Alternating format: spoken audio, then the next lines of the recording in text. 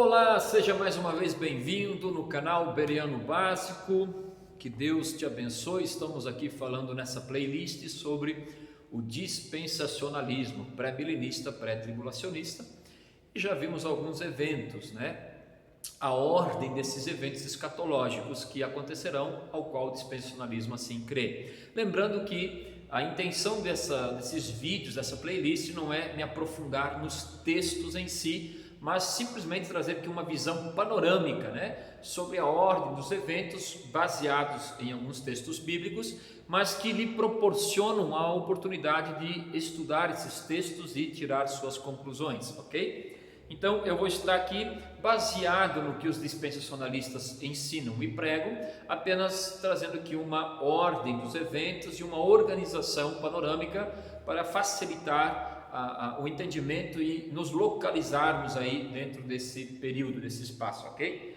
Bem, então hoje eu estarei falando aqui sobre o oitavo evento, que é o juízo final. Nós já vimos então sobre o arrebatamento da igreja, Tribunal de Cristo, bodas do Cordeiro, grande tribulação, Armagedão, milênio, soltura de Satanás no final do milênio e então o juízo final, E nós vamos ver aqui então o que acontece nesse juízo final, ok? Estou fazendo esses vídeos dentro dessa playlist de forma mais curta para facilitar o acesso, deixar bem organizadinho por títulos e para que você possa então acessá-los e ali fazer suas anotações, estudar e meditar em cima desses textos, ok? Espero poder estar sendo útil e ajudar você a entender um pouquinho o dispensacionalismo, ok? Pré-milenista e pré-tribulacionista. Então, no final do milênio, Satanás será então destruído,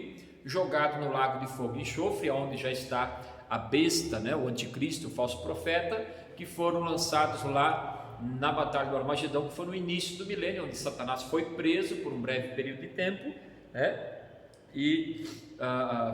foi preso durante o milênio e no final do milênio, por um breve período de tempo, ele foi solto, aonde então Deus permitiu ali tentar as nações, que durante esses 1000 anos muitos nascerão e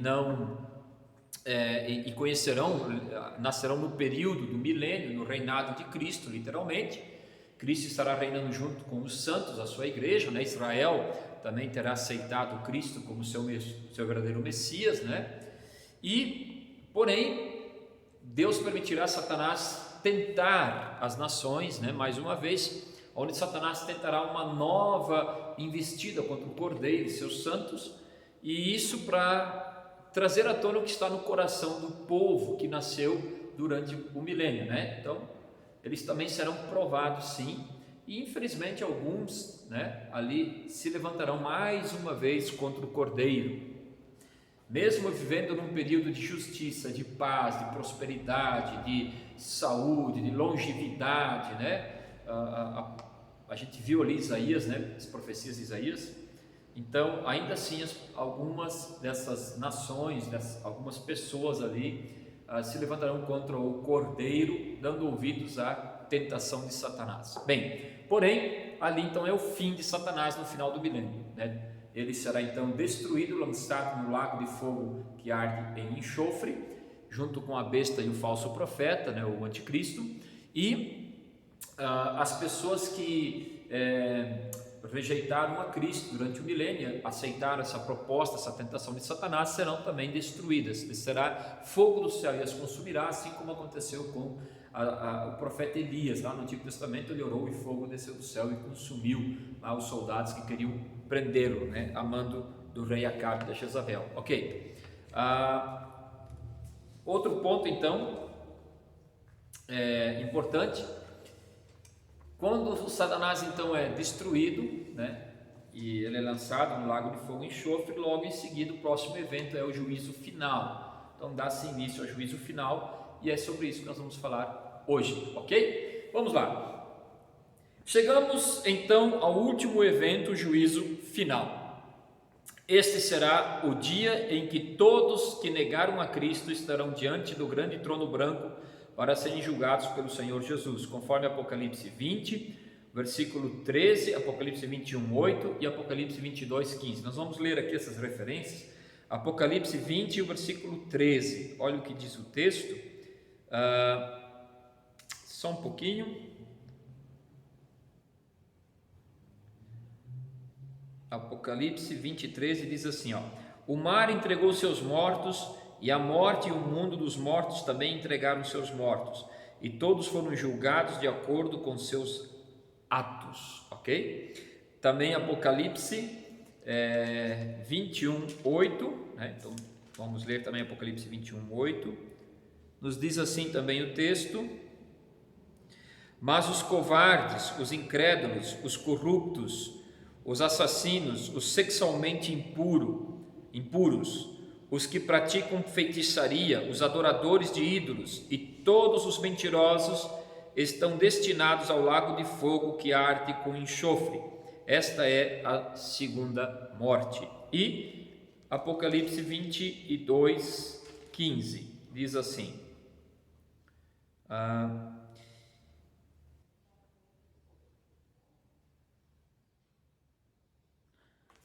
Apocalipse 22, 15: do lado de fora da cidade ficam os cães, os feiticeiros, os sexualmente impuros, os assassinos, os adoradores de ídolos e todos que gostam de praticar a mentira. Então Deus será justo e rigoroso nesse julgamento, ok? Então, dentro do dispensacionalismo, esse julgamento do trono branco não haverá salvação. Nesse julgamento do trono branco é apenas para dar para dar a sentença final para aqueles que vão ser jogados no lago de fogo e enxofre, ok? A morte e o inferno serão lançados no lago de fogo e enxofre.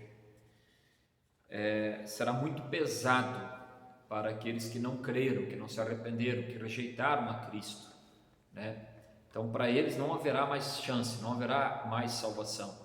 Então para quem morreu e foi para o inferno, acabou. Não tem mais, não vai ter lá no trono branco uma chance deles serem resgatados, perdoados. Não, acabou. Eles vão ouvir a condenação, eles só vão ouvir de Cristo por que eles estão no inferno. E não se engane com as pessoas que foram para o inferno, porque eles estão lá porque é justo eles estarem lá. Não é eu que digo isso, Deus julgará, e que Deus tenha misericórdia da minha alma. Veja, eu digo para ti que as pessoas que estão no inferno, elas são tão rebeldes, tão revoltadas, que se elas pudessem sair do inferno, matar Deus e tomar o céu, elas fariam, porque elas não se arrependem dos seus pecados. Só se arrepende quem é alcançado pela graça e aquele que o Espírito Santo faz a obra no seu coração, ok? Nós dependemos de ouvir e de crer, mas essa obra quem faz é o Espírito Santo, amém? Ninguém será salvo por mérito. Ok, o trono branco então, né? O texto de Apocalipse, no capítulo 20, versículo 11 e 12, nos fala de um grande trono branco. O termo grande, neste caso, refere-se a poder e glória. O branco refere-se a santidade e justiça, ok? Então será um trono de poder e glória, não haverá desculpa, não haverá como mentir, não haverá como se esconder, não haverá como fugir, e ele será, o branco então, santo e justo. Santo. Talvez eu e você não temos não temos assim como calcular o tamanho e a profundidade dessa santidade e dessa pureza, né? Humanamente, para nós, por mais que nós tentarmos imaginar essa santidade, essa pureza, essa justiça, ainda assim nós não alcançaremos o que de fato será perfeito, sem nenhum tipo de injustiça, ok? Quem será o juiz e quem será então julgado? Vamos lá. Juiz, o Senhor Jesus Cristo, João 5:22. Vamos olhar então João 5:22. Se você puder abrir sua Bíblia no Evangelho de São João, né, o capítulo 5 e o versículo 22. João 5:22.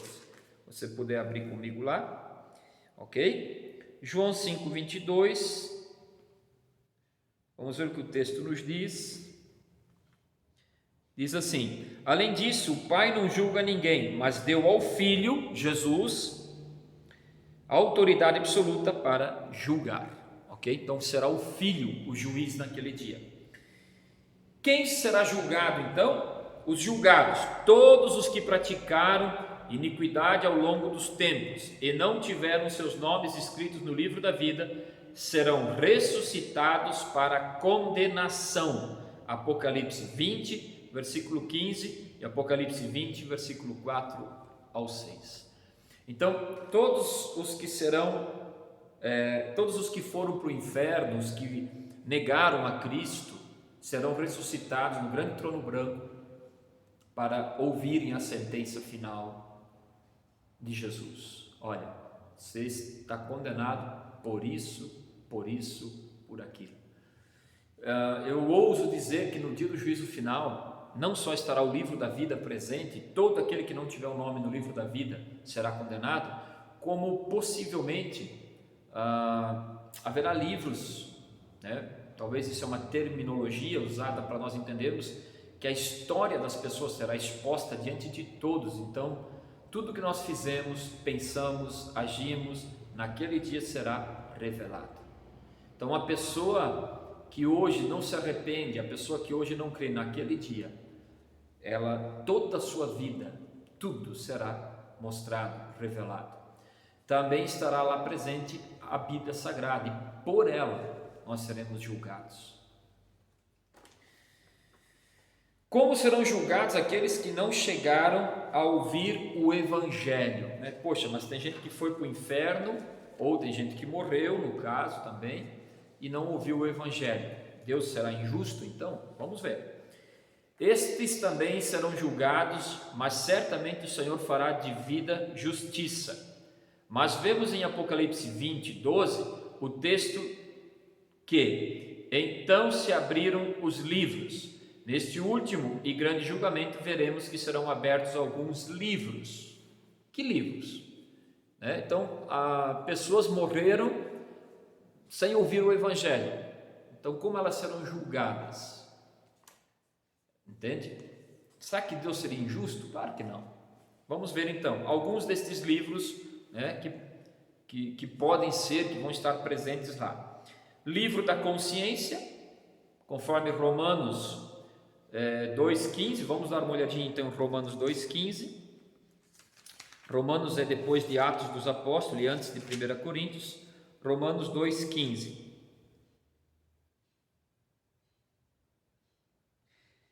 Isso se confirmará no dia em que Deus julgar os segredos de cada um por meio de Cristo Jesus, de acordo com as boas novas que anuncio. Mas ainda não é esse, deixa eu só ver aqui. Está aqui o 15, demonstram que a lei está gravada em seu coração, pois sua consciência e seus pensamentos os acusam ou lhes dizem que estão agindo corretamente. Isso será então confirmado e visto no dia em que Deus julgar os segredos de cada um por meio de Cristo Jesus, de acordo com as boas novas que anuncio.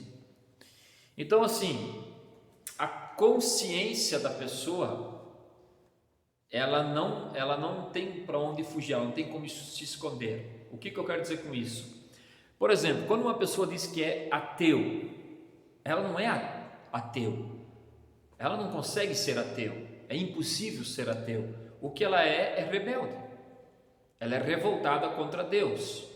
Então ela tenta convencer a sua consciência de que Deus não existe. Mas veja, por que essa pessoa sempre exigirá algum sinal, evidência, alguma prova de que Deus existe? Porque a consciência dela acusa, a consciência dela pesa. Então ela precisa de uma prova de que Deus existe, ou ela tenta provar que Deus não existe, ela tenta se convencer. Então o livro da consciência julgará essas pessoas também. Romanos 9,1, vamos dar uma olhadinha sobre a consciência ainda. Vamos dar uma olhadinha, Romanos 9,1. Digo-lhes a verdade, tendo Cristo como testemunha, a minha consciência e o Espírito Santo a confirmam. Então, a consciência é um grande juiz que nós temos hoje, ok? E infelizmente alguns estão tendo a consciência, a mente cauterizada pelo pecado, mas isso não as inocenta e não as livra. Por quê? Porque elas não querem a Cristo. Haverá o livro da natureza, né? Nós podemos ver aqui então várias passagens. Jó, capítulo 12, versículo 7 ao 9, Salmo 19, do verso 1 ao 4, e Romanos, capítulo 1 e o verso 20. Você vai ver que a natureza, ela prega também a existência de Deus, a glória de Deus. Ela manifesta a glória de Deus. Por isso também a consciência humana não consegue simplesmente apagar Deus. Ela consegue se rebeliar contra Deus. Ok? Haverá também o livro da lei, né? Conforme Romanos 2:12, Isaías 34:16, né? Ora, a lei revela o pecado, e Romanos 3:20. Então, a lei de Deus, a lei de Moisés, ela também estará, a Bíblia estará presente, o livro da lei. Veja, a lei revela o pecado. Por quê? A lei, ela é um padrão do que Deus quer que nós façamos. Ela expõe um padrão que Deus exige da forma que eu devo viver. Então a lei, ela tem um padrão, ela exige um padrão. Mas nós não alcançamos esse padrão por causa do pecado. Então, a força do pecado é a lei. Ok? Então, nesse caso, a lei é injusta então? Claro que não. A lei é perfeita, é o padrão que Deus estipulou para que nós vivamos. Porém, nós que estamos no pecado, mortos nos nossos prazeres e desejos, né? Aquele que já está em Cristo, com Ele morreu e com Ele ressuscitou, mas o pecado, a natureza pecaminosa ainda não foi tirada de nós. Então nós estamos escondidos em Cristo, aguardando a sua vinda, aonde então seremos revelados para diante de todos, né? Só que nesse momento, veja que então Cristo teve que vir ao mundo, tomar a forma de um homem, viver a lei, alcançar o padrão da glória que Deus exigiu, e então ele foi crucificado, ele foi morto e sepultado, né? Ressuscita ao terceiro dia, né? E agora está à direita de Deus Pai, de onde há de vir julgar os vivos e os mortos. Então somente em Cristo que eu consigo ser salvo. Por quê? Porque ele foi o único ser que alcançou o padrão que Deus exige, que viveu o padrão, que cumpriu a lei. Então eu estou crendo em Cristo agora e obedecendo a Cristo, eu estou escondido em Cristo e aguardando a sua volta, onde nós então seremos transformados e revelados como filhos de Deus. Então a lei não é injusta, né? Injustos somos nós, pecadores, mas que temos uma chance, a única chance, que é crer em Cristo, aquele que cumpriu toda a lei. Livro do Evangelho, conforme João 12:48 e conforme Romanos 2:16, também estará ali presente os Evangelhos, né?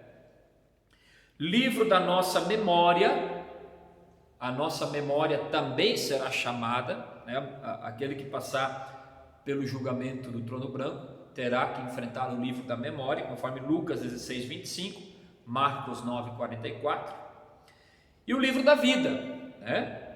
Salmo 69:28, Daniel 12:1, Lucas 10:20, Filipenses 4:3, Apocalipse 20:12. A presença do livro da vida serve para mostrar aos incrédulos que seus nomes não se encontram nele. Mateus 7:22-23, ok? Concluindo então chega o fim.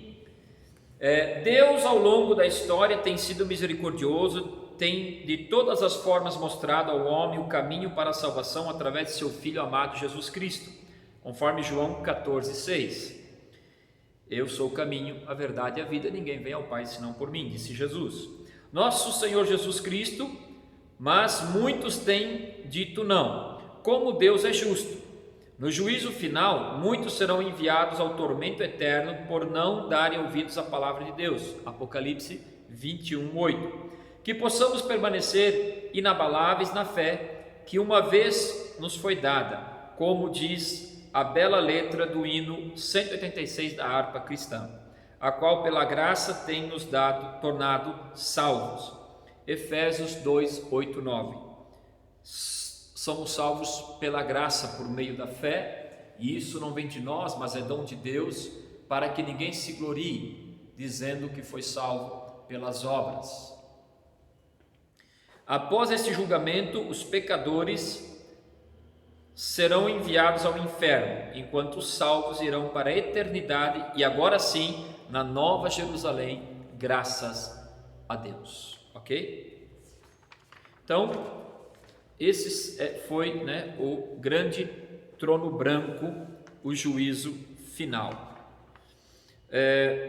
E para encerrar, então, eu quero falar aqui de uma forma bem resumida sobre o inferno. Eu tenho uma playlist no meu canal, onde eu fiz ali um estudo sobre o inferno, né? Mas após o juízo final, quem foi condenado vai para o inferno, né? E quem foi salvo vai para a eternidade na Nova Jerusalém com Cristo. Qual é a pior parte do inferno? Alguns acham que a pior parte do inferno hoje é que Cristo não está lá, que Deus não está lá. Não, pelo contrário. O inferno é a manifestação do juízo de Deus. Deus está lá, mas sem misericórdia e sem uma gota de graça. É a nua, crua e pura ira e justiça de Deus. Essa é a pior parte do inferno, né? Alguns teólogos vão defender a ideia de que após o juízo final, então, Deus abandonará os que estão no inferno, né? Eles estarão lá em tormento para sempre. Haverá uma separação total de Deus, da graça de Deus, né? Há uma separação total. Não há mais graça, não há mais misericórdia, não há mais bondade, não há mais alívio, não há mais nada. É tormento. E a Bíblia usa a expressão noite e dia, dia e noite, quer dizer, não vai ter um segundo de alívio sequer, ok? Então o inferno, a Bíblia em várias passagens fez menção do inferno, como Mateus 25:41, Apocalipse 21:8, entre outras, né? Este é o local destinado aos que viveram aqui na terra de uma forma sem lei, palavra que no original grego quer dizer anomia, está ligado à desobediência, né? Então você vai encontrar passagens que falam sobre o inferno também em Mateus 25:41, Salmo 6:8, Mateus 7:23, você vai achar também em Judas versículo 6, 2 Pedro 2:4, enfim, a Bíblia está cheia de textos que falam sobre o inferno. Meu conselho é que você tome cuidado, olhe bem o contexto, porque a Bíblia pode usar algumas palavras diferentes, como Sheol, a Bíblia vai usar palavras como Tártaro, a Bíblia vai usar outras palavras também voltadas para o inferno. Me deu um branco aqui, mas daqui a pouco eu lembro. Enfim, mas eu tenho uma playlist ali que fala sobre o inferno, né? Hades, Sheol, Tártaro, Guiena, né? São palavras usadas para definir inferno. Então elas têm palavras ali que são usadas no Antigo Testamento, no hebraico, que se referem à sepultura ou ao inferno. Tem palavras ali que é usado no grego que se referem à sepultura ou inferno, e tem a palavra Guiena que se refere ao inferno final, né? Então eu tenho aí no meu canal uma playlist que eu defino essas questões, ok? Concluindo aqui então, o contrário do que possa parecer, quando falamos de inferno, vemos a justiça de Deus. Será um local preparado para punir os que afrontaram a Deus e rejeitaram o sacrifício de seu Filho amado, nosso Senhor e Salvador Jesus Cristo. Isso ao longo de toda a história humana. Será um lugar de pranto e ranger de dentes, conforme Mateus 8:12, de eternidade em eternidade. Não haverá como escapar de lá. Como diz certa frase, bem-vindo ao inferno. Aquele que entrar por esta porta deve deixar de fora toda a esperança de um dia sair daqui. Não tem como. Ok? Então, só para conscientizar você. Também haverá os que forem então para o novo céu e a nova terra, o paraíso, a nova Jerusalém, ok? Enquanto aqueles que foram insubmissos ao Evangelho do nosso Senhor Jesus Cristo, conforme 2 Tessalonicenses 1:9, foram enviados ao lago de fogo, os salvos de todos os tempos e todas as épocas estão entrando na Jerusalém celestial, local preparado para aqueles que amam a Deus e aguardaram a sua palavra, ou melhor, guardaram a sua palavra, perseveraram crendo assim em seu Filho Jesus Cristo, nosso Senhor, conforme Apocalipse, capítulo 21, verso 9. Então, também haverá a eternidade para os salvos, E aí eu posso em outro vídeo aí fazer algum material sobre o céu. Então, o que nos aguarda nesse lugar tão maravilhoso? A maior surpresa do céu vai ser eu estar lá. Eu sou o maior pecador que eu conheço que vai estar lá.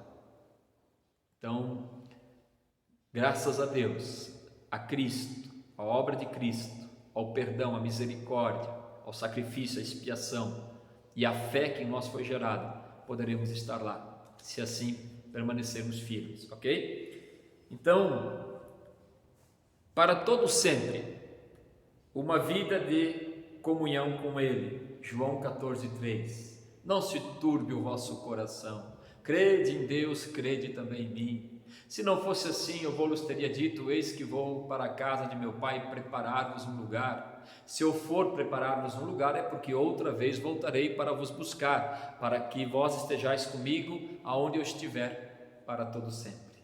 Amém?